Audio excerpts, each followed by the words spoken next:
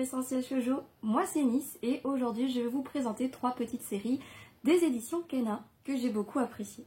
Alors on va commencer tout de suite par la première. Il s'agit de Tense à couper le souffle, une petite série en 3 tomes de Inari Yuko. Les couvertures sont super mignonnes et au début de chaque tome on a une superbe page couleur. Regarde-moi ça comme elle est magnifique.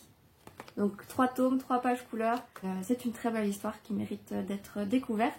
Bien qu'au début j'ai été un petit peu sceptique. Il y avait beaucoup d'engouement dessus à sa sortie. Donc je me dis oui peut-être, je ne sais pas, je verrai. Je les ai trouvés et je les ai pris et j'ai pas été déçue. Voilà.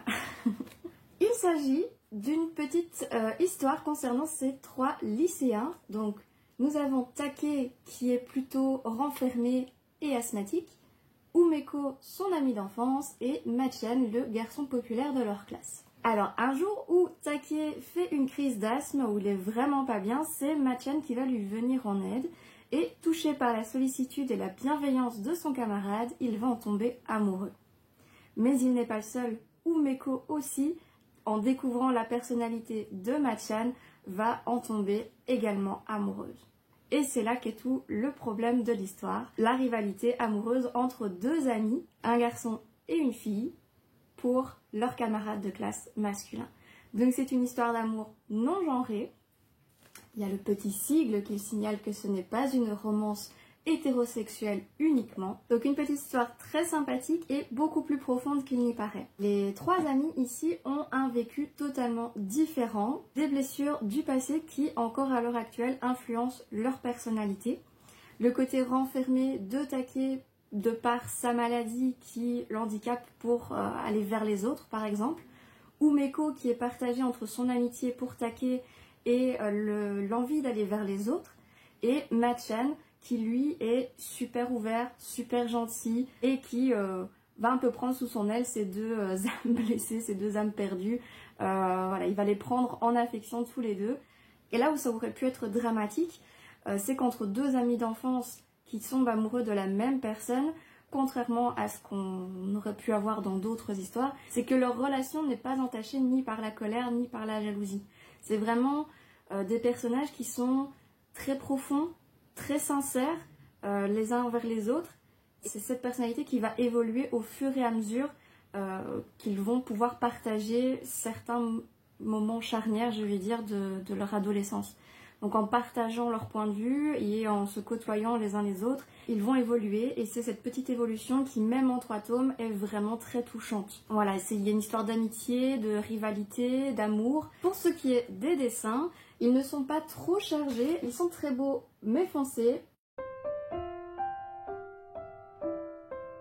L'ambiance reste malgré tout très douce. Vraiment le développement des personnages, c'est vraiment ça qui est mis en avant. Voilà qui lui a valu une petite note. Mon appréciation globale, donc c'est totalement subjectif, ce n'est que mon avis. Moi je lui ai mis la note de 16 sur 20. Au niveau des dessins, c'est pas ce que je préfère, j'aurais limite voulu que ce soit un petit peu plus long, ce genre de choses. Mais voilà, c'est vraiment que mon avis. 16 sur 20, c'est une superbe note. Voilà. On part sur un autre délire.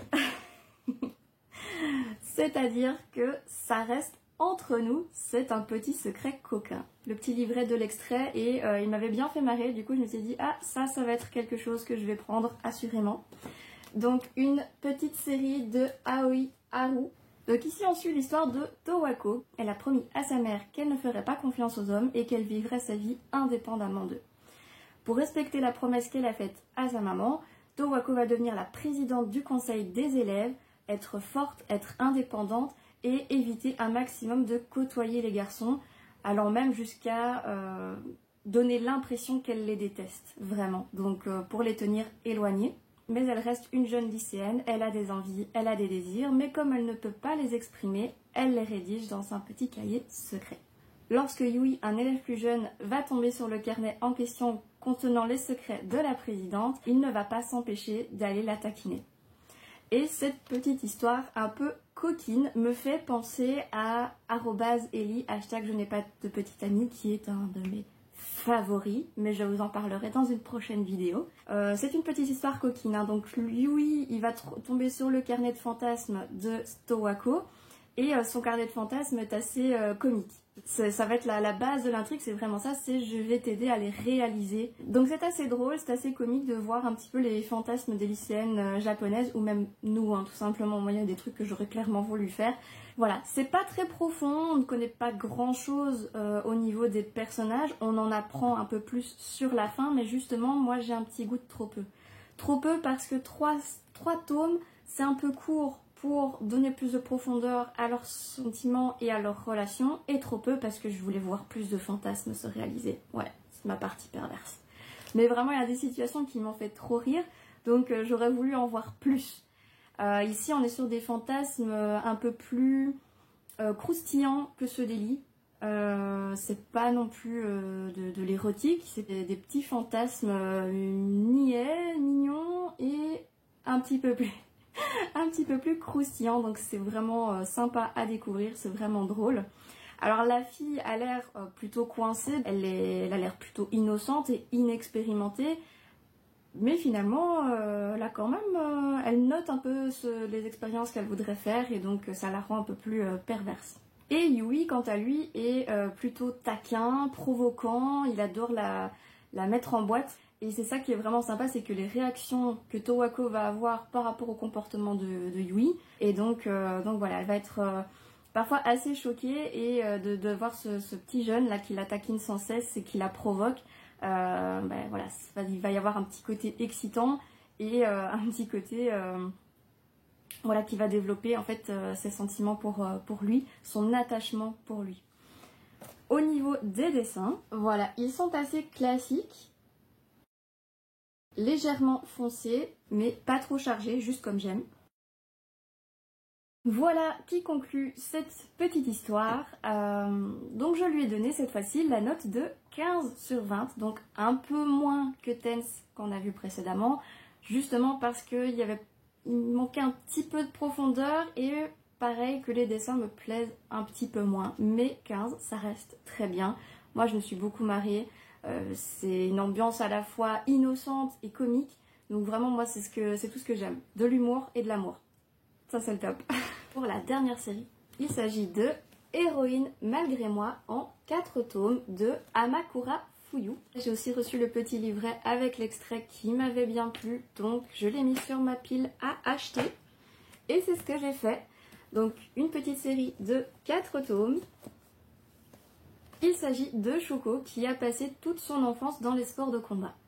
En entrant au lycée, elle espère avoir une vie de lycéenne plus normale, arrêter de passer son temps dans les salles d'entraînement et les compétitions, et pouvoir faire des sorties comme les jeunes filles de son âge, avoir des activités plus féminines, et peut-être même avoir un petit copain. Au détour d'un couloir, elle va faire la rencontre de la coqueluche de son lycée. Il s'agit de Serizawa, qui a quelques petits problèmes dans la gestion des conflits.